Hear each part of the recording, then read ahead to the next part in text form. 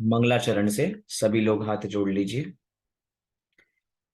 नमो अरिहंताणं,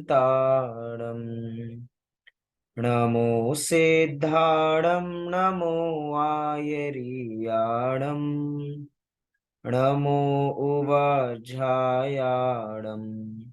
नमो लोये सव्यसाहूणम्।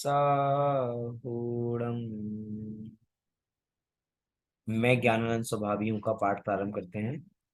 मैं ज्ञानानंद स्वभावी हूँ।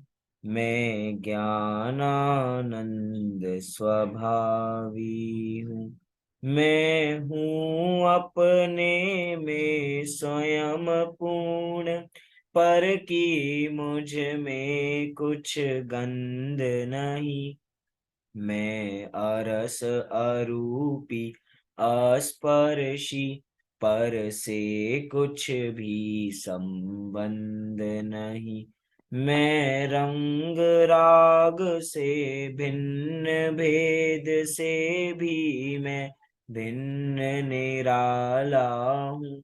मैं हूँ अखंड चैतन्य पिंड, निज रस में रमने वाला हूँ।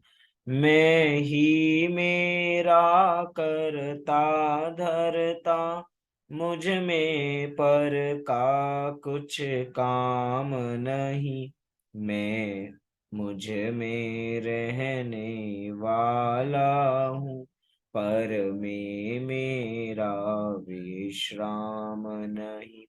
मैं शुद्ध बुद्ध अविरुद्ध एक, पर परिणति से अप्रभावी हूँ।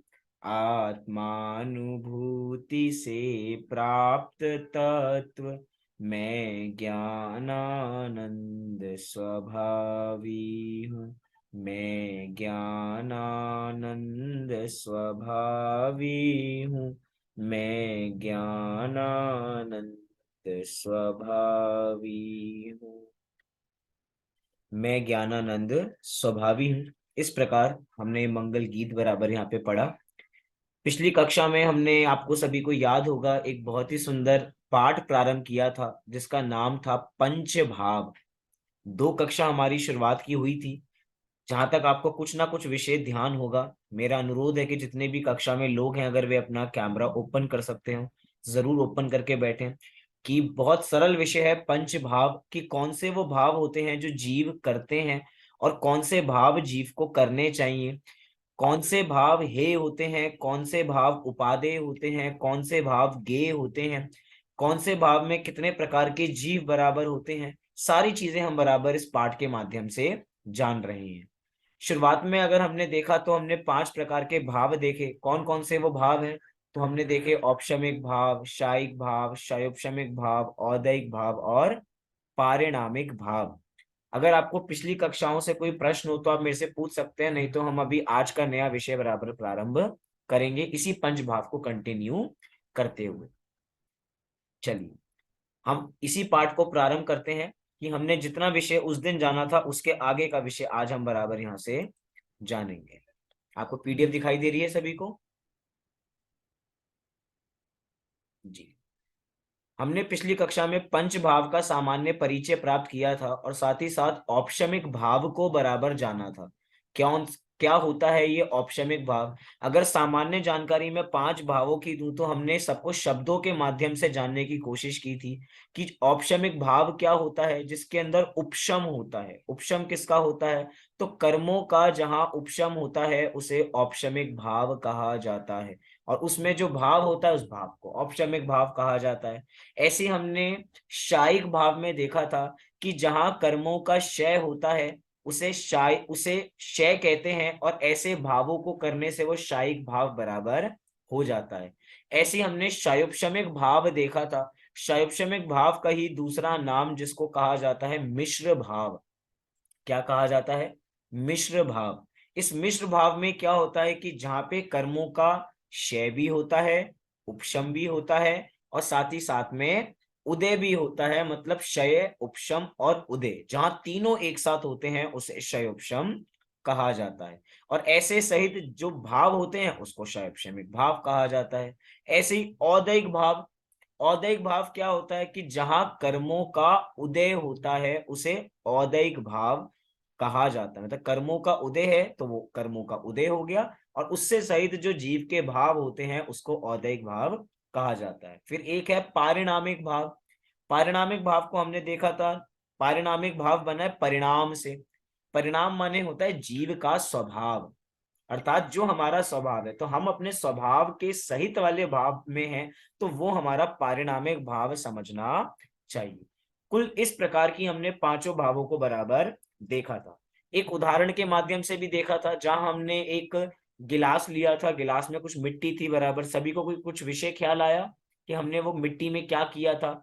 पानी में से मिट्टी निकाली थी तो क्या हुआ था? मिट्टी रह गई थी नीचे तो क्या हुआ था? पानी में से मिट्टी है ही नहीं तो क्या है? सभी को ख्याल है विषय? हाँ जी कि ना जी? कक्षा में 11 लोग हैं मेरे सहित, लेकिन अभी मुझे 4 ही लोग दिखाई दे रहे हैं। बाकी लोग एब्सेंट हैं क्या? प्रेजेंट होते हुए भी एब्सेंट तो नहीं है कोई? श्लोक आया, ऋतु जी आए, और कौन कौन आए? अभी भी सब लोग नहीं आए हमारे साथ। बहुत सारे लोगों की अभी भी वीडियो ऑफ है। कुसुम जी आए, धीरे धीरे करते करते आ रहे हैं। चलिए, अब सब कुछ ना कुछ अब मेरी स्क्रीन लैपटॉप की थोड़ी भरी भरी दिखाई दे रही है, तो पता लगा कि कितनी चीजें अभी तक आ रही हैं। क्या है कि ये सारे विषय ऐसे हैं कि अगर हम थोड़े गंभीर नहीं होंगे तो ये सारे विषय हमारे ऊपर से हो जाएंगे। हम कॉलेज में पढ़ते हैं तो कॉलेज में टीचर्स दो चीजें कहते हैं, एक होता है ऑल क्लियर या एक होता है ऑल क्लियर। समझ में आया मतलब? एक तो ऑल क्लियर ऐसा होता है कि दिमाग में जा रहा है, और ऑल क्लियर कि कुछ नहीं आ रहा, सब कुछ क्लियर होता हुआ जा रहा है। तो हमारी इस कक्षा में ऑल क्लियर अंदर जा रहा है या ऊपर वाला हो रहा है? सब कुछ अंदर ही जा रहा है ना? नहीं जा रहा हो तो कुछ भी नहीं हो तो जल्दी से पूछ लीजिए। चलिए इसी विषय को आगे प्रारंभ करते हैं। हमने पिछली कक्षा में औपशमिक भाव को जानना प्रारंभ किया था, जिसमें दो मुख्यता किससे बात चल रही थी। एक थी आत्मा की मुख्यता से बात, और एक थी कर्म की मुख्यता से बात। तो कहा था कि आत्मा की मुख्यता से जो आत्मोन्मुखी पुरुषार्थ होता है उसे क्या कहा जाता है? उसे औपशमिक भाव कहा जाता है।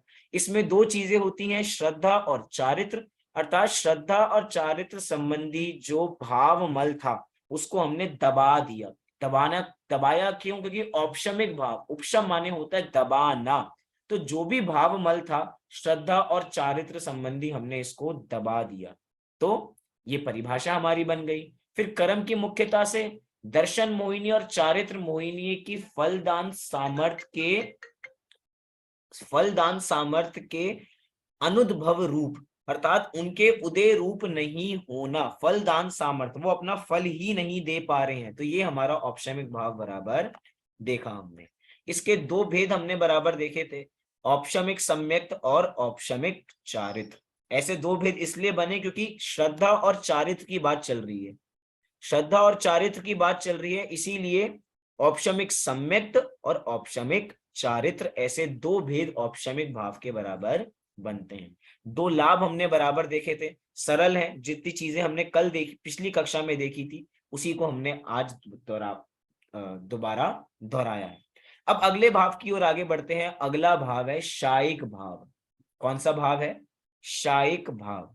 क्या है ये शायिक भाव?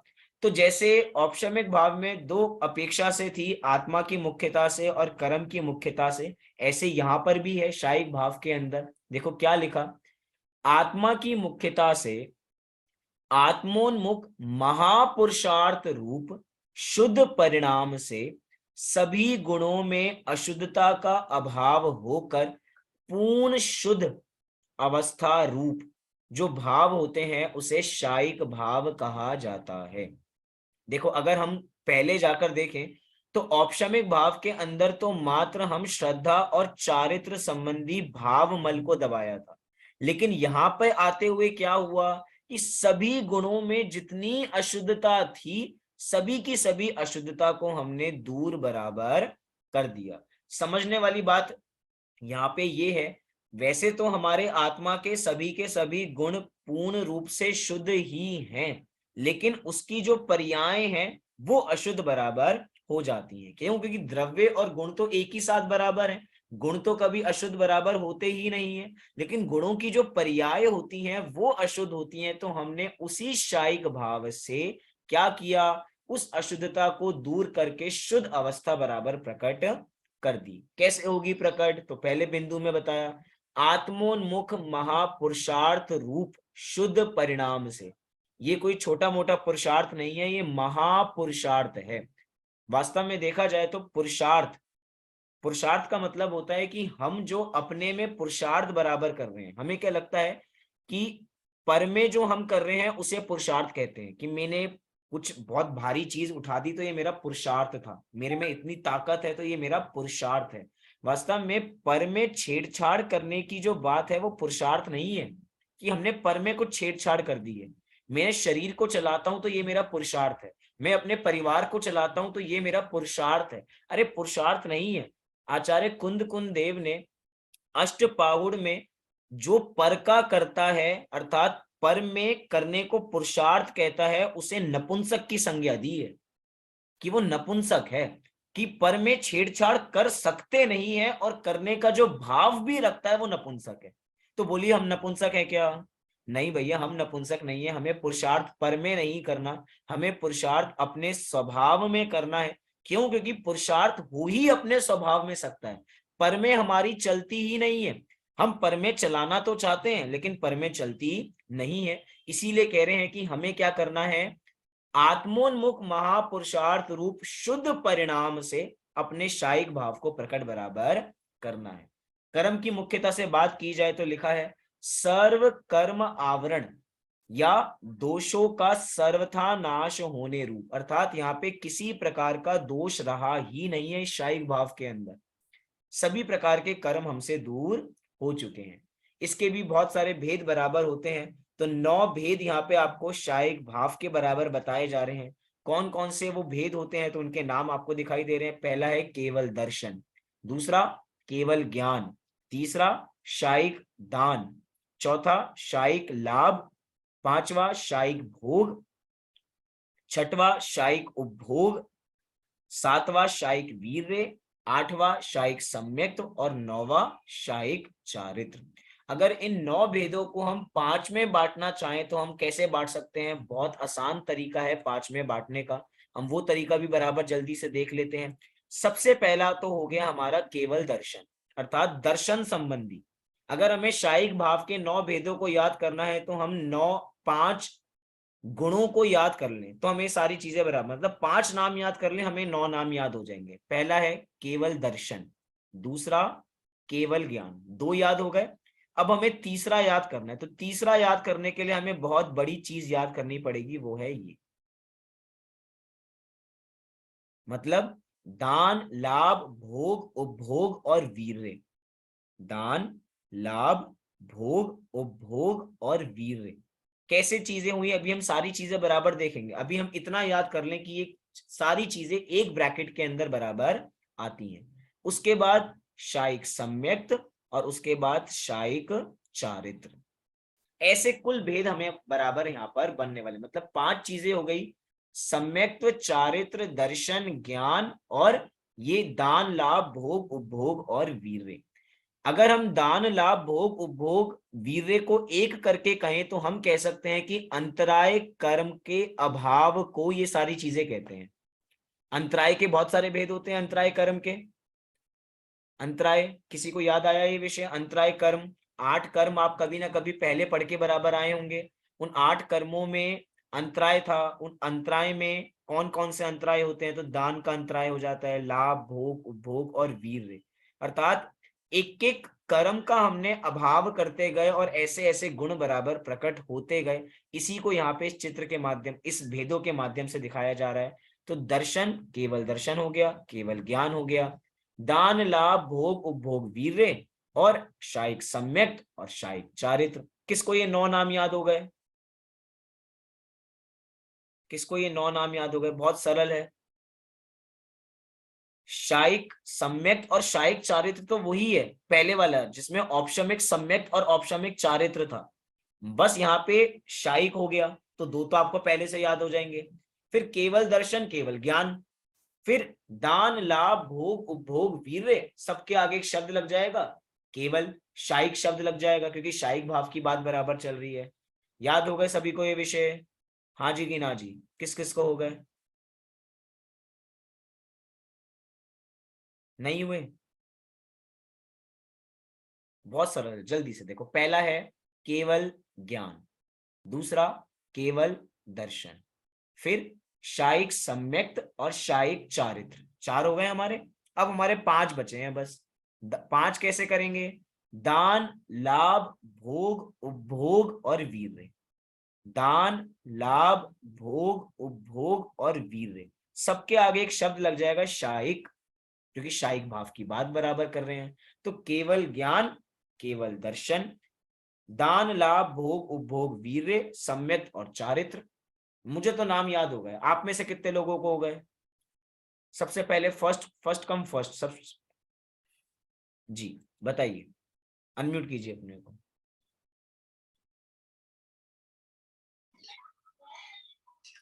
हाँ सर। केवल दर्शन केवल ज्ञान शायिक सम्यक्त्व शायिक चारित्र दान लाभ भोग भोग और वीर्य। वीर्य, सबके आगे क्या लगेगा? इनके आगे शब्द शायिक शायिक। बहुत सुंदर, पहली बार में ही पूरे के 9 नाम ही हमें याद हो गए। और किसको 9 नाम याद हो गए? क्रिया। केवल दर्शन केवल ज्ञान शायिक, केवल दर्शन केवल ज्ञान शायिक दान शायिक लाभ शायिक भोग शायिक उपभोग शायिक वीर्य शायिक सम्यक्त्व शायिक चारित्र। बहुत सुंदर, मतलब क्रिया ने तो पूरे बड़े बड़े करके सारे नाम बराबर सुना दिए। और कौन सुनाएगा? श्लोक आप सुनाओगे 9 नाम? अभी याद नहीं हुए? और किसको याद हो गए? नियति आपको याद हो गए?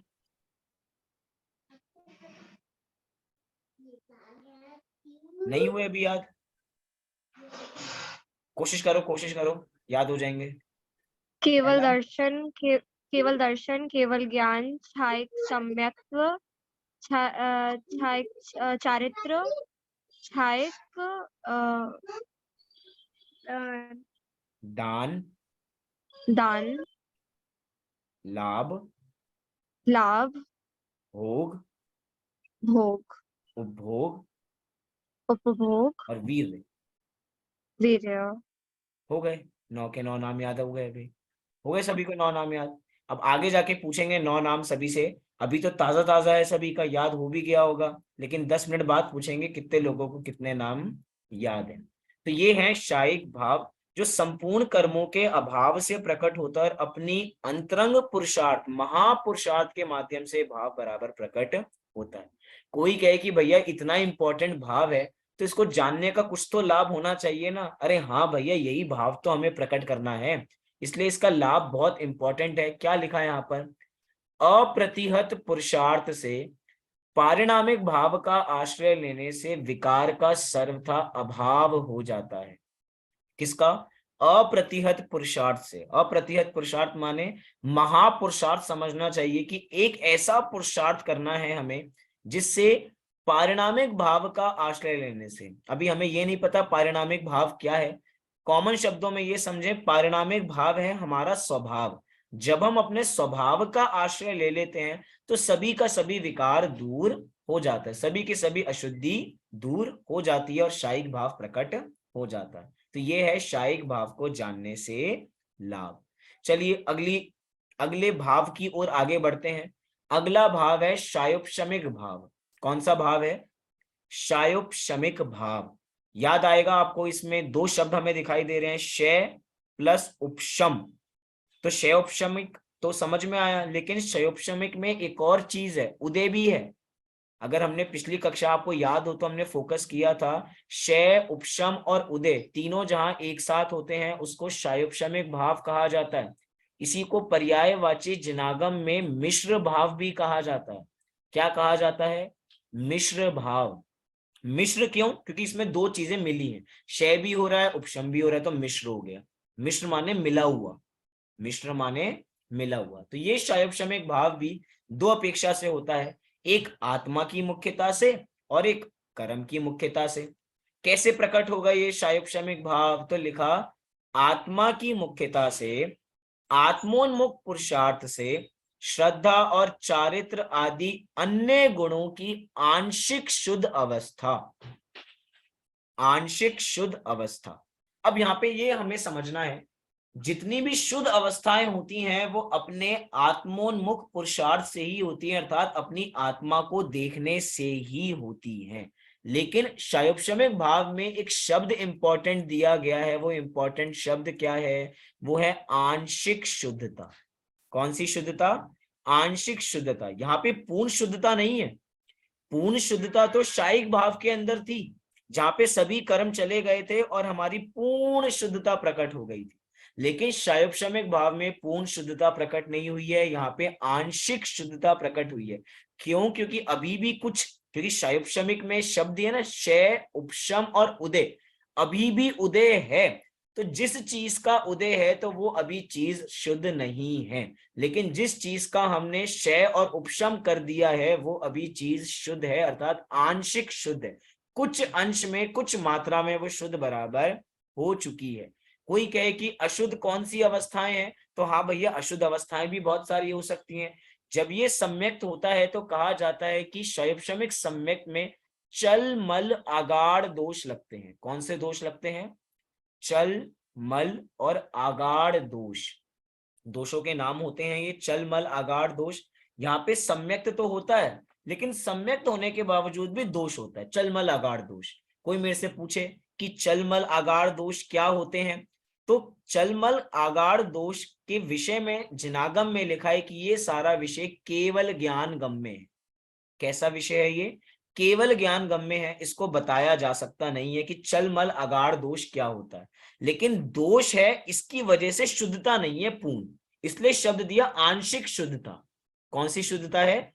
आंशिक शुद्धता। कुछ अंश में शुद्धता है और कुछ अंश में अशुद्धता है, ऐसा हमें समझना चाहिए। फिर यहाँ पे एक बिंदु दिया नीचे, ज्ञान दर्शन वीर्य की अनादिकालीन अवस्था। ज्ञान दर्शन वीर्य की अनादिकालीन अवस्था। अब हमें ये बिंदु बराबर समझना है। बहुत उपयोग को आप सूक्ष्म कर लीजिए तो ये आपको विषय बहुत आसानी से समझ में आ जाएगा। ऊपर की पंक्ति में कहा था श्रद्धा ज्ञान आदि गुणों की आंशिक शुद्धता, मतलब अभी वो शुद्ध नहीं है, हमें वो शुद्ध करने हैं। श्रद्धा और चारित्र गुण अभी शुद्ध नहीं है, हमें शुद्ध करने हैं। लेकिन नीचे वाले बिंदु में कह रहे हैं कि ज्ञान दर्शन वीर्य की अनादिकालीन अवस्था ही शायोपशमिक भाव रूप है। समझ में आया एक बिंदु? मतलब क्या डिफरेंस चल रहा है कि अभी तो हमने पुरुषार्थ के माध्यम से श्रद्धा और चारित्र गुण की आंशिक शुद्ध अवस्था प्रकट की है, तो वो शायोपशमिक भाव हो गया। लेकिन कुछ हमारे भाव ऐसे हैं या कुछ हमारे गुण ऐसे हैं जो अनादि काल से ही शायोपशमिक रूप है। शायोपशमिक रूप है माने कि ज्ञान का अनादि काल से शायोपशम है, दर्शन का अनादि काल से शायोपशम है, वीर्य का अनादि काल से शायोपशम है। कोई मेरे से पूछे, इतने भारी भारी शब्द हमने बोल दिए कि ज्ञान का शायोपशम अनादि काल से है, इसका मतलब क्या है? अरे बहुत सरल है। ज्ञान का अनादि काल से शायोपशम का मतलब ये है कि हम चाहे किसी भी पर्याय में चले जाएं, उसके बावजूद भी हमारा ज्ञान कभी भी जड़ नहीं हो जाता। जीव कितनी पर्याय में, मतलब छोटी से छोटी पर्याय में भी चले जाए, मतलब निगोद की पर्याय में भी चला जाए, लेकिन निगोद की पर्याय में भी ज्ञान का संपूर्ण रूप से क्षय नहीं हो सकता। अगर क्षय हो जाएगा ज्ञान का तो वो जड़ नहीं हो जाएगा। अगर ज्ञान बचेगा ही नहीं तो जड़ हो जाएगा। तभी तो कहा जाता है कि जो निगोद में सो ही मुझ में सो ही मोक्ष मजार, कि जो निगोद में है वही मुझ में है और वही मोक्ष मजार, वही मोक्ष के अंदर भी। तो क्या है? वो है कॉमन ज्ञान। अगर निगोदिया में ज्ञान नहीं होता तो वो जड़ हो जाता। कोई पूछे कि निगोदिया में ज्ञान कैसे है, तो भैया उसके पास भी तो ज्ञान का क्षयोपशम है। ठीक है, उसके पास संपूर्ण ज्ञान नहीं है, उसके ज्ञान पे आवरण है। ज्ञान का मतलब ज्ञानावरण का उदय है, लेकिन कुछ अंश का तो उपशम भी होगा, तभी तो उसको जानने में आ रहा है। जनागम में लिखा है कि निगोदिया जीव को भी, मतलब सॉरी, एक इंद्रिय, हाँ, निगोदिया जीव को भी अक्षर के अनंतवे भाग बराबर ज्ञान होता है। कितना ज्ञान? अक्षर के अनंतवे भाग बराबर ज्ञान होता है। अक्षर के अनंतवे भाग मतलब इतना सूक्ष्म ज्ञान है। इससे यह सिद्ध होता है कि भैया जीव कभी जड़ नहीं होता। जीव जीव ही रहता है। जीव कितना ही परिणमन करे वो कभी अजीव होता ही नहीं है। ये शैवशमिक भाग, इसलिए कह रहे हैं ज्ञान दर्शन वीर। अगर ज्ञान का मतलब ज्ञान होता ही नहीं तो जड़ हो जाते, दर्शन होता ही नहीं तो जड़ हो जाते। और ज्ञान और दर्शन के लिए शक्ति तो चाहिए ना, शक्ति है वो वीर। वो निगोदिया जीव भी रंच मात्र भी जान पा रहा है तो अपनी शक्ति के कारण जान पा रहा है। ठीक है, हमारी जितनी शक्ति नहीं है उनके पास। अरे वो एक इंद्रिय जीव और हम पंचेंद्रिय जीव, हमारा शयोपशम ज्यादा है, उसका शयोपशम कम है। लेकिन ऐसा नहीं कह सकते उसके पास शयोपशम नहीं है, उसके पास ज्ञान नहीं है। ज्ञान है, इतना नहीं है। ये बिंदु किस किस को समझ में आ रहा है? हाँ जी कि ना जी? हाँ जी कि ना जी? किस किस को समझ में आ रहा है बिंदु? सब अनम्यूट। अच्छा, एक सेकेंड। भैया ये थोड़ा और समझा दीजिए, रिपीट। थोड़ा और समझ लेते हैं इस विषय को। यहाँ पे दो बातें, एक सबसे पहले एक और बात कह देता हूं, किसी झिझक में रह के प्रश्न ना पूछें तो ये सबसे बड़ी अज्ञानता आगे तक बराबर रहेगी। नहीं समझ में आए, आप 10 बार एक ही प्रश्न को बराबर पूछिए। हमें आगे बढ़ने की जरूरत नहीं है। हमें किसी को नहीं बताना कि मुझे समझ में आ गया और इसको समझ में नहीं आया। बार बार एक ही सवाल को पूछे, कोई दिक्कत की बात नहीं है। यहाँ पे लिखा है ज्ञान दर्शन वीर्य की अनादिकालीन अवस्था। और अनादिकालीन अवस्था किस हेडिंग के नीचे चल रहे हैं हम? शैवशमिक भाव की हेडिंग के नीचे चीजें लिखी हैं।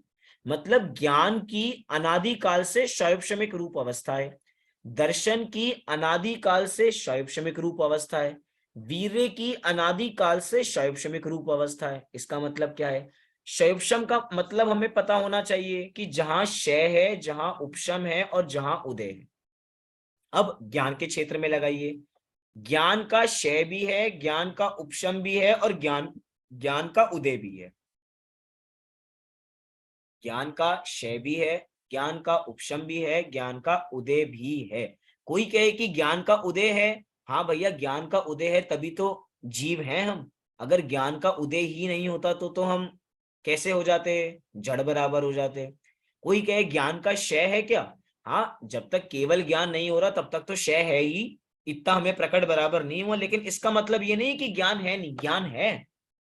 और उदय तो और उपशम, हाँ अभी कुछ दबा हुआ है, पूर्ण प्रकट नहीं है। पूर्ण प्रकट हो जाएगा तो भैया हमें भी केवल ज्ञान बराबर हो जाएगा। बिंदु समझ में आया? ऐसे ही दर्शन में, दर्शन है लेकिन पूरा दर्शन नहीं है।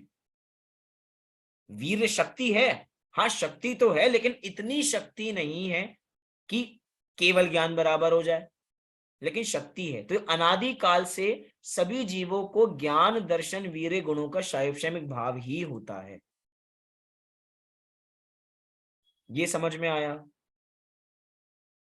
भैया जैसे हाँ। अपन जनरल भाषा बोलते हैं ना कई बार कि जैसे किसी कोई है उसको कुछ नहीं बनता है, या ऐसे अपन बोलते हैं उसका क्षयोपशम कम है, उसका क्षयोपशम इतना ज्यादा है। कई बार अपन जनरल भाषा में ये क्षयोपशम वर्ड यूज करते हैं।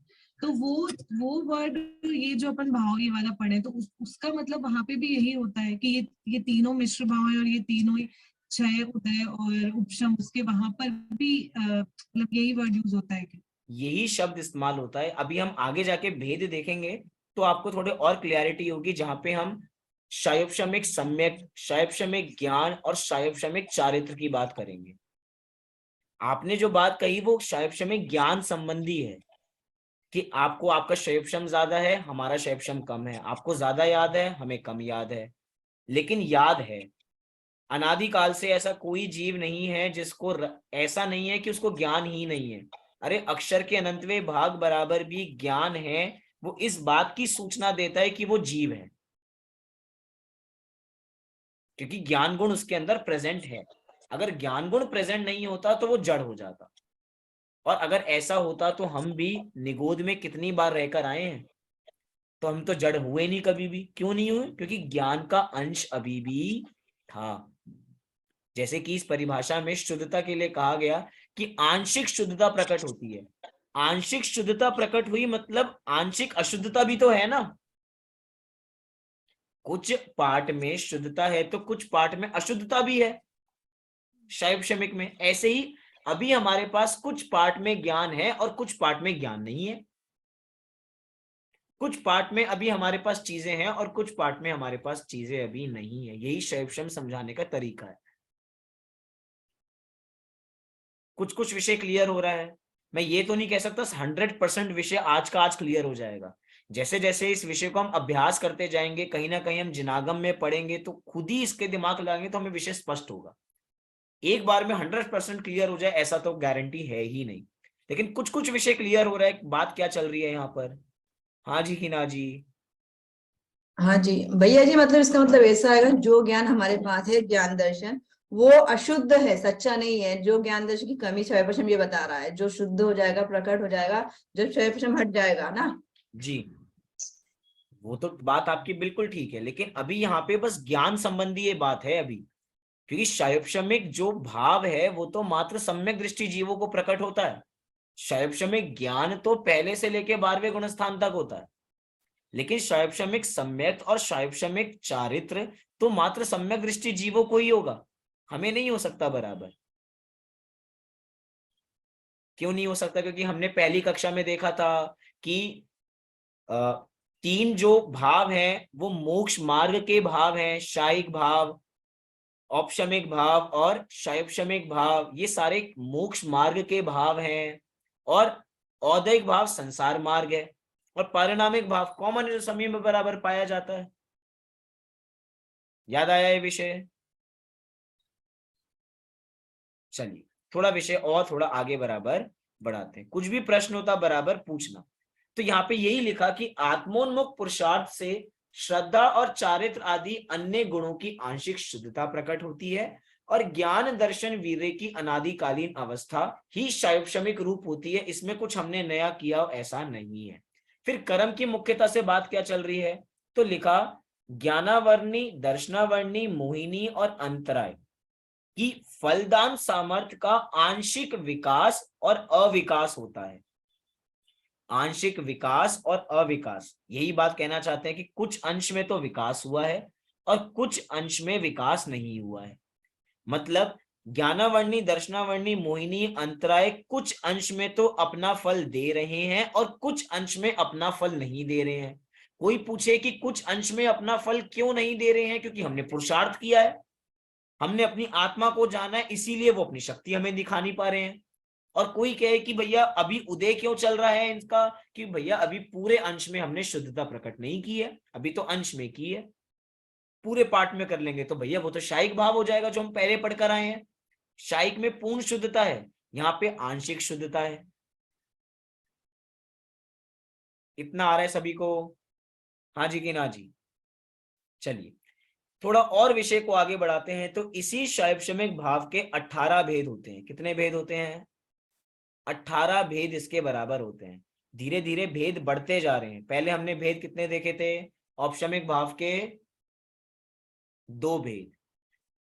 फिर हमने कौन सा देखा? शायिक। फिर हमने देखा शायिक भाव। शायिक भाव ही तो बराबर देखा। शायिक भाव के कितने थे? कितने थे? जल्दी जल्दी। 11। 9 भेद। 9 भेद। शैवक्षमिक भाव के अब हम कितने देख रहे हैं? 18 भेद। कितने भेद? 18 भेद। और आगे जाएंगे तो फिर 21 भेद भी आगे जाके पढ़ेंगे। अभी हम शैवक्षमिक भाव बराबर देखते हैं। तो कौन कौन से शैवक्षमिक भाव हैं उसके नाम यहाँ पे दे रखे हैं। सबसे पहला कहा शैवक्षमिक सम्यक, दूसरा शैवक्षमिक चारित्र, तीसरा संयमा संयम। अब मेरा प्रश्न हो सकता है यहाँ पे संयमा संयम से कहना चाहते हैं संयम भी है और असंयम भी है। संयम भी है और असंयम भी है। ऐसी कैसी बात हो सकती है कि संयम है भी और संयम है भी नहीं? अरे यही तो शैवक्षमिक भाव है। शैवक्षमिक भाव माने मिश्र अवस्था। मिश्र माने ये भी है और ये भी है। कुछ अंश में तो संयम प्रकट हो चुका है, लेकिन अभी पूर्ण अंश में संयम प्रकट नहीं हुआ है। इसीलिए जब जिस अंश में संयम प्रकट नहीं हुआ है उसे असंयम कहा, और जिस अंश में प्रकट हो गया है उसे संयम कहा। जैसे हमारा कल एग्जाम हो, तो हमारे कल एग्जाम में हमने कहा कि भैया हमारी आधी तैयारी तो हो चुकी है और आधी तैयारी नहीं हुई है, तो हम कहाँ हैं, हम बीच की कंडीशन में, मिश्र अवस्था में है। तो जिसकी तैयारी हुई है उतना तो हमें 100% आता है, और जिसकी हमारी तैयारी नहीं हुई है वो हमें बिल्कुल भी नहीं आता। अगर हमें संयम है तो जिसकी अपेक्षा से संयम है वो संयम है, और जिसकी अपेक्षा से असंयम है वो असंयम है। तो दोनों की मिश्र अवस्था एक साथ बराबर यहां पर देखी जाती है। फिर आगे कहा ज्ञान। ज्ञान के 4 भेद यहाँ पे किए गए, मति ज्ञान, शुद्ध ज्ञान, अवधि ज्ञान और मनःपर्यय ज्ञान। अरे ज्ञान के तो 5 भेद होते हैं। कौन कौन से ज्ञान के 5 भेद होते हैं? मति ज्ञान, शुद्ध ज्ञान, अवधि ज्ञान, मन पर ज्ञान, केवल ज्ञान। तो केवल ज्ञान तो इधर आया नहीं, कोई बता सकता है क्यों नहीं केवल आया? ज्ञान क्योंकि पूर्ण शुद्ध है ना, ये आंशिक शुद्धता की बात हो रही है इसलिए। केवल बहुत ज्ञान पूर्ण। सुंदर, बहुत सुंदर। स्वीटी जी ने बहुत सुंदर उत्तर दिया। क्या अभी हम शायिक, जब हम शायिक भाव की बात कर आए थे तो शायिक भाव के भेदों में शायिक ज्ञान था, लेकिन यहां पर अभी हम बात कर रहे हैं शायोपशमिक भाव की। तो शायोपशमिक भाव में मति ज्ञान, शुद्ध ज्ञान, अवधि ज्ञान और मनःपर्यय ज्ञान ही आएगा, केवल ज्ञान नहीं आएगा। वो शायोपशमिक भाव नहीं है। शायोपशम की बात अगर हम करें, ज्ञान संबंधी बात करें, अभी आगे जाके चलो बात करते हैं, उसके बाद का पहले भेद देख ले फिर ज्ञान की बात करते हैं। फिर अगला कहा अज्ञान। अज्ञान 3 प्रकार का होता है, कुमति, कुश्रुत और कुअवधि। दर्शन कितने प्रकार का होता है? चक्षु दर्शन, अचक्षु दर्शन और अवधि दर्शन। अरे दर्शन भी शायद एक रह गया। दर्शन तो 4 प्रकार के होते हैं ना। मुझे याद है हमने जब इंटरमीडिएट लेवल 1 किया था तो हमारा पहला पार्ट उपयोग था, उसमें हमने भेद देखे थे। कौन सा श्लोक, भेद कौन सा रह गया? केवल दर्शन। तो इधर केवल दर्शन क्यों नहीं आया? पूर्ण शुद्ध रूप है। सबने उत्तर एक साथ दे दिया, बोलो श्लोक एक बार। नहीं आता? सबने तो उत्तर दे दिया। अब चलो कौन बताएगा क्यों नहीं आया? क्षैप्समिक है सर, शुद्ध पूरा नहीं है, आंशिक शुद्ध है, इसलिए केवल दर्शन नहीं है। अच्छा बहुत सुंदर। वही मतलब वही जो रीजन अभी हमने शायिक केवल ज्ञान में लगाया था वही चीज यहाँ पे बराबर लगेगी। वहां पर केवल दर्शन शायिक भाव के भेदों में आ गया, यहाँ पे शैवशमिक की बात चल रही है। तो शैवशमिक तो आंश, तो जिस हेतु से हमने केवल ज्ञान और केवल दर्शन, वो शायिक भाव के भेद थे तो वो उधर आ गए, और यहाँ पे 3 ही आए, चक्षु दर्शन, अचक्षु दर्शन और अवधि दर्शन। ऐसी लब्धि की बात करें तो दान, लाभ, भोग, उपभोग और वीर्य, कुल मिला के ये 18 भेद शैवशमिक भाव के बराबर बनते हैं। तो इस प्रकार हमने शैवशमिक भाव के सभी भेदों को देखा। किसी को नाम याद हुए के सभी के? ज्यादा कठिन नहीं है बराबर, अगर हम मोटा मोटा नाम याद रखें और उसके भेद ऑटोमेटिक याद हो जाएंगे। शैवशमिक, सम्यक्त, शैवशमिक, चारित और संयमा संयम, ये बिल्कुल अलग है। फिर याद कीजिए ज्ञान को, फिर याद कीजिए अज्ञान को, फिर याद कीजिए दर्शन को, और फिर याद कीजिए लब्धि। संयमा संयम किसे कहते हैं? संयमा संयम बहुत सुंदर प्रश्न है, क्योंकि हम पढ़ रहे हैं शैवशमिक मिश्र अवस्था। तो जहां पर संयम भी है और जहां पे असंयम भी है, दोनों एक साथ जहां पर बराबर पाए जाते हैं, ऐसे भाव को शैवशमिक भाव कहा जाता है। यहाँ पे अगर भेदों को हमें याद करना हो तो पहला ये, दूसरा भेद ये, तीसरा भेद ये, चौथा, पांचवा, छठवा और सातवां। हम ऐसे 7 मोटे मोटे नाम याद कर लें, हमें सारे के सारे उपभेद याद होते जाएंगे। ज्ञान के 4 करने हैं, अज्ञान के 3 करने हैं, दर्शन के 3 करने हैं और लब्धि के 5 करने हैं। विषय हो जाएगा हमारा औपशमिक सम्यक के 2 भेद, शायिक गलत हो गया, औपशमिक भाव के 2 भेद, शायिक भाव के 9 भेद और शायोपशमिक भाव के 18 भेद हमने यहाँ पे बराबर देखे हैं। चलिए इसके आगे का विषय अब बराबर हम यहीं से कंटिन्यू करते हैं। अब शायोपशमिक भाव पढ़ तो लिया, लेकिन उसको जानने का लाभ क्या है? देखो सबसे पहला लाभ ही हमें बहुत सुंदर लगेगा, लिखा है अनादि काल से विकार होते हुए भी जीव जड़ नहीं हो सकता।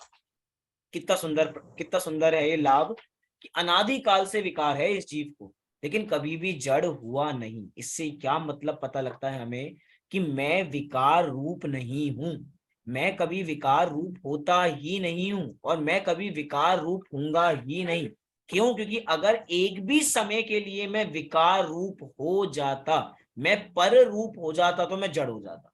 लेकिन मैं जड़ नहीं हुआ। क्यों नहीं हुआ? क्यों? क्योंकि अनादि काल से विकार साथ थे, लेकिन मैं कभी विकार रूप हुआ नहीं हूं। मैं तो जीव का जीव ही बराबर बना हुआ हूं। कितनी बढ़िया बात कहना चाहते हैं कि अनादि काल से विकार होते हुए भी जीव कभी भी जड़ नहीं हो सकता। दूसरा कहा ज्ञान दर्शन ज्ञान वीर्य का आंशिक विकास सदा बना रहता है। सदा बना रहता है। सदा क्यों? क्योंकि अभी हम बात कर आए अनादि काल से इनका शायोपशमिक अवस्था ही बनी रहती है।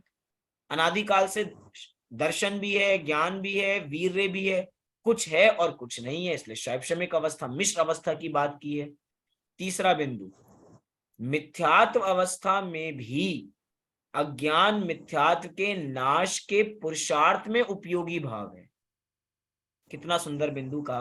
अभी हम सभी की अवस्था मिथ्यात्व की अवस्था है, अभी हम सभी मिथ्यात्व में हैं, लेकिन मिथ्यात्व में होने के बावजूद भी अभी इसी मिथ्यात्व को नाश करने का पुरुषार्थ हम यहीं पे जगा सकते हैं। अभी तो हम इस भाव के अंदर बराबर पहुंचेंगे। कोई पूछे कैसे कैसे पहुंचेंगे? मात्र अपनी आत्मा को जान के। कोई पूछे अब आत्मा को कैसे जानेंगे? प्रश्न तो यही है। हम घूम फिर के एक ही जगह बराबर आ जाते हैं, आत्मा को जाने। अरे पर में ममत्व करना कम करेंगे तो ही तो स्व को जानने का समय बराबर मिलेगा। अगर विचार करें 24 घंटे में से कितना समय हम पर को देते हैं? उत्तर आना चाहिए भैया अभी तो 24 के 24 घंटे पर में ही है। और फिर प्रश्न करें कि आत्मा में कैसे जाएंगे? अरे आत्मा के लिए समय निकालोगे तो आत्मा में जाएंगे ना।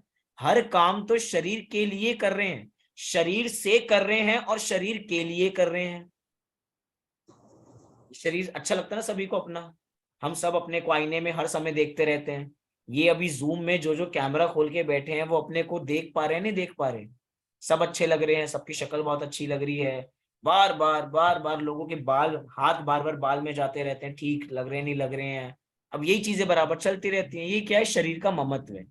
शरीर का ममत्व जब तक रहेगा तब तक उससे छूटेगा नहीं, तो आत्मा जानने में बराबर कैसे आएगी?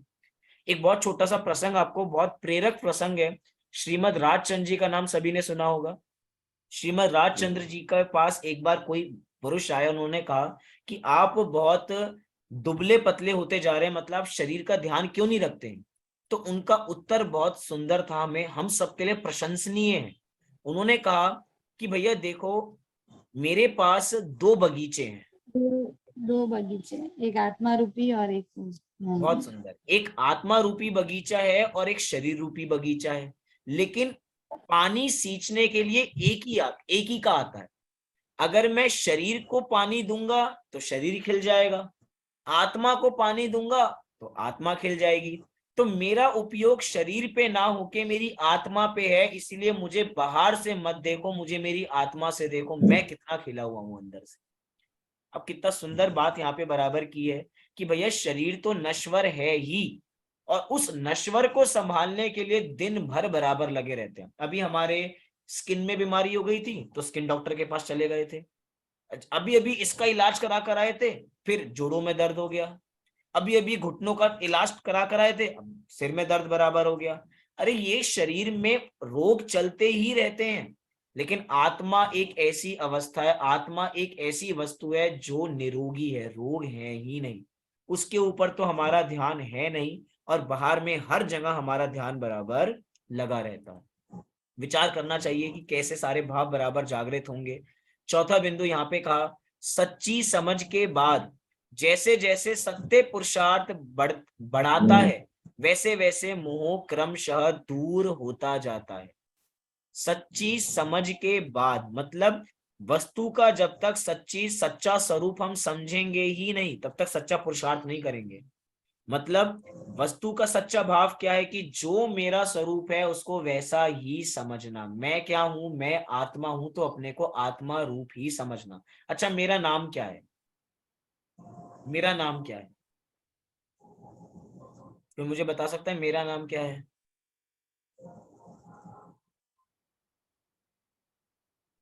व्यवहार से संभव है, देखा जाए से तो आत्मा ही हो आप भी। आत्मा ही। अरे यहाँ पे जी अपेक्षा हूँ, नहीं जी। लगानी। अपेक्षा लगा के तो काम खराब हो जाता है। अभी जी हूँ मैं। मैं जीव हूं। बहुत सुंदर उत्तर। हम्म, क्या है कि जब हम अपेक्षा से उत्तर देते हैं, अपेक्षा वाला उत्तर गलत नहीं है, लेकिन अपेक्षा बोलते हमारा व्यवहार पक्ष के प्रति प्रेम इतना है कि हम संभव ज्ञान में ज्यादा घुस जाते हैं, आत्मा वाला पक्ष रह जाता है हमारा। हम कह रहे हैं कि भैया शुद्धातम है मेरा नाम, मात्र जानना मेरा काम, यही मेरा स्वभाव है। यही, इसी सत्य को जब हम स्वीकार कर लेंगे तो ये भाव जागृत होंगे। औपशमिक भाव, शायोपशमिक भाव, शायिक भाव कैसे होंगे? जब हम इस सत्य को स्वीकार कर लेंगे। अभी हमने क्या स्वीकार कर रखा है कि मैं कुछ करने वाला हूं, आई कैन डू समथिंग। अरे जिनको ये भाव होता है ना, आई कैन डू समथिंग, मैं कुछ कर सकता हूं, यही नपुंसकता है। क्योंकि ये जो मैं कर ही नहीं सकता उसको मैंने अपना कर मान रखा है कि मैं ये कर सकता हूं। हम कुछ नहीं कर सकते, हम मात्र जानने और देखने वाले हैं। अरे जानने और देखना भी बहुत बड़ा काम है। सिद्ध भगवान मात्र 24 घंटे जानते और देखते ही हैं। कोई कहे भैया हम भी तो जानते देखते हैं, नहीं, हमें करने में ज्यादा मजा आता है। हम छेड़छाड़ करने में ज्यादा यकीन रखते हैं। लेकिन विचार कीजिए, हमारे छेड़छाड़ करने से क्या वस्तु स्वरूप बदल जाता है? कभी वस्तु स्वरूप नहीं बदलता। अगर आपको यकीन ना हो तो कोशिश कीजिए, आज रात को एक लिस्ट बनाइए, पेपर लीजिए, पेन लीजिए, उसको बीच में पार्टीशन कीजिए और लिखिए क्या सोचा और क्या हुआ। क्या सोचा और क्या हुआ। आपका आंखों के सामने आपकी एनालिसिस आ जाएगी कि मैंने सुबह से क्या क्या सोचा था और क्या क्या हो रहा है। मैंने सोचा था मेरे बच्चे मेरी बात मानेंगे, बात मानते ही नहीं है। मैंने कहा था ये काम हो जाएगा, ये काम होता ही नहीं है। ये तो मेरी बात सुनते ही नहीं है, ये तो मेरी बात सुनती ही नहीं है। ये ऐसा होना चाहिए, ये ऐसा होना चाहिए, और हमारे अनुसार कुछ हो नहीं रहा। लेकिन उसके बावजूद भी व्यर्थ का अभिमान सिर पे रख के कि इस काम को करने वाला मैं हूं, इस घर को बनाने वाला मैं हूं। डाइनिंग टेबल पे एक मेन चेयर होती है ना, मुखिया की, वो क्या सोचता है कि भैया मैं हूं तो इस घर का काम चलता है, मैं माइनस तो ये लोग तो सड़क पे आ जाएंगे। नहीं भैया, ऐसा कुछ नहीं होने वाला। व्यर्थ का अभिमान है कि मैं कुछ करने वाला हूं। अरे मैं कुछ करने वाला नहीं हूं, मैं मात्र ज्ञाता दृष्टा हूं। ये भाव बस हमें स्वीकार बराबर करना है, सारी गाड़ी हमारी बहुत बढ़िया चलेगी। कोई और बात दिक्कत की है ही नहीं। अभी हमारे दो भाव और बचे हैं, सबको तो हम नहीं आज देख पाएंगे, लेकिन इतनी बात हम अवश्य देखेंगे कि शैवक्षमिक भाव प्रकट कैसे होगा। सच्ची समझ के बाद। बहुत सुंदर। मतलब ये जो पॉइंट ना, सच्ची समझ, सच्ची समझ वाला पॉइंट तो हर में है। वो औपशमिक भाव भी प्रकट सच्ची समझ के बाद ही होगा, वो शायिक भाव भी सच्ची समझ के बाद ही होगा। और हमें सच्ची समझ अच्छी लगती बराबर नहीं है। क्या है कि दो शब्द होते हैं, एक होता है अच्छा और एक होता है सच्चा। दोनों में आपको अंतर पता है क्या होता है? अच्छा और अच्छा। हम कभी आपने पासपोर्ट साइज फोटो खिंचवाई हो, तो पासपोर्ट साइज फोटो खिंचवाने जाते हैं तो क्या कहते हैं, भैया एक मेरी अच्छी सी फोटो खींच दे, मेरी एक अच्छी सी फोटो खींच दे। तो फोटोग्राफर क्या कहता है, हाँ हाँ आपकी अच्छी सी फोटो खींच दूंगा। अब देखिए, जो वो फोटो आपको देता है क्या सच्ची में वैसे लगते हैं? अगर आपके चेहरे पे दाग धब्बे हैं तो वो दाग धब्बे हटा देता है, आप थोड़े काले हैं तो आपको फेयर कर देता है। वो अच्छी फोटो तो है लेकिन वो सच्ची फोटो नहीं है। Point to be noted. अच्छी फोटो है लेकिन सच्ची फोटो नहीं है। हम फोटोग्राफर को क्या कहते हैं, भैया अच्छी फोटो। अरे उसको कहो सच्ची फोटो खींच दो। अगर सच्ची फोटो देखनी है तो आधार कार्ड पे हमारी सच्ची फोटो है, और उसको हम एक्सेप्ट करना नहीं चाहते कि हाँ भैया मैं ऐसा ही हूं। ये वस्तु स्वरूप हम स्वीकार करना ही नहीं चाहते, स्वीकार नहीं करते तो दिक्कत करते हैं। व्यर्थ का क्रोध, व्यर्थ का मान, व्यर्थ का अभिमान, माया, लोभ, इन्हीं में डूबे रहते हैं। अब ये चारों काम बराबर करेंगे तो क्या होगा, दिक्कत ही बराबर होने वाली है। अभी नया विषय शुरू नहीं कर सकता, इसलिए इस विषय को बहुत एम्फसाइज कर रहा हूँ, फोकस कर रहा हूँ इस विषय पे, कि जब तक सच्ची समझ नहीं होगी तब तक कार्य नहीं हो सकता। एक बहुत छोटी सी कहानी है मान के ऊपर, कि व्यर्थ का अभिमान जिन जीवों को होता है उनकी नैया हमेशा डूबती ही डूबती है। हम कहें कि भैया हमें 7 तत्वों का सम्यक श्रद्धान क्यों नहीं होता, क्योंकि कहीं ना कहीं हम मायाचारी करते हैं, कहीं ना कहीं हम मान करते हैं। बहुत छोटी सी घटना है कि एक बार सभी की सभी गिनतियों में लड़ाई हो गई। गिनतियां होती है 1 2 3 4 5 6, तो सभी नंबर्स में लड़ाई हो गई। तो एक बार 9 को बहुत तेज गुस्सा आ रहा था, तो 9 ने कहा कि भैया मैं किसको मारूं। उसने कहा भैया 10 तो मेरे से बड़ा है, 10 को तो नहीं मार सकता, एक काम करता हूँ 8 छोटा है, 8 को मार देता हूँ। 9 ने 8 को मार दिया। अब 8 ने सोचा कि मैं किसको मारूं, गुस्सा तो मुझे भी बहुत आ रहा है, उसने 7 को मार दिया। 7 किसको मारे, उसने 6 को मार दिया। 6 किसको मारे, 5 को। करते करते करते 2 तक पहुंचे। 2 ने सोचा मैं किसको मारूं, 3 तो मेरे से बड़ा है, मैं 1 को मार देता हूं। अब 1 की बारी आई, 1 को कम गुस्सा थोड़ी था, अब 1 किसको मारे, भैया 1 के सामने तो अब 0 है, अब 0 में तो ताकत है नहीं। उसने कहा कि भैया 0 ने कहा भाई तो चिंता मत कर, मैं तेरे साथ मिल जाता हूं, मैं तेरे साथ मिल जाऊंगा तो तेरी ताकत 2 गुनी हो जाएगी, 10 गुनी हो जाएगी। तो 1 के साथ 0 लग गया तो बन गया 10। और अब जैसे ही 1 ने 10 के साथ अपना मित्रता कर ली तो 10 ने धुलाई शुरू कर दी किसकी, 9 की। ये बड़ा हो गया भैया, मैं किसको मारा, मैं 9 को मारूंगा। 9 ने फिर 8 को मारा। करते करते करते मतलब घूमते फिराते फिराते अगर हम किसी के साथ बुरा करेंगे तो ऑटोमेटिक हमारे साथ भी बुरा ही होगा। ये छोटी छोटी चीजें हैं, ये सच्ची समझ हमें क्यों नहीं हो पाती, क्योंकि हमारा दिमाग इसी में रहता है मैं इसके साथ बुरा कैसे करूं, कोई मेरे साथ बुरा बराबर कैसे करे। लेकिन ये भाव कैसे प्रकट होगा, बिना सच्ची समझ के ये भाव प्रकट नहीं हो सकता। तो हमें इस पाठ के माध्यम से सच्ची समझ 7 तत्वों का सम्यक श्रद्धान करना है। और जब हमें 7 तत्वों का सम्यक श्रद्धान होगा तो निश्चित रूप से हमारा कल्याण होगा ही होगा। तो आज की कक्षा में हमने मुख्य रूप से 2 भावों को बराबर जाना। एक भाव हमने कौन सा जाना, हमने शायिक भाव को जाना, और एक हमने शायोपशमिक भाव को जाना। शायिक भाव के अंदर हमने कर्मों का क्षय किया संपूर्ण रूप में और संपूर्ण शुद्धता प्रकट की। और शायोपशमिक भाव ने हमने आंशिक शुद्धता प्रकट की है। ज्ञानावर्णी, दशनावर्णी, मोहिनी और अंतराय, इन सभी कर्मों की आंशिक मतलब थोड़ा विकास हुआ है और थोड़ा अविकास है, ऐसा बराबर हमें समझना चाहिए। और कुछ भेदों की चर्चा बराबर की। अगर इस विषय से संबंधित आपको कोई प्रश्न हो तो आप मेरे से पूछ सकते हैं। और अब जो 2 भाव हैं उनको हम कल देख के इस पाठ को बराबर पूर्ण करेंगे। सर मेरे को वो संयमा संयम वाला समझ में नहीं आया।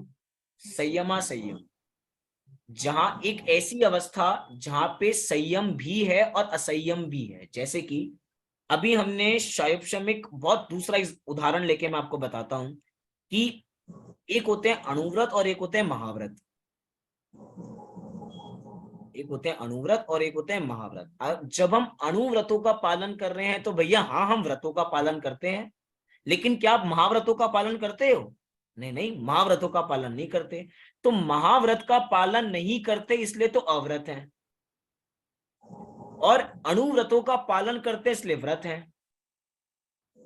पंचम गुणस्थान का नाम भी संयमा संयम है, इसलिए मैं आपको ये बात बता रहा हूं कि वहां पे संयम भी है और असंयम भी है।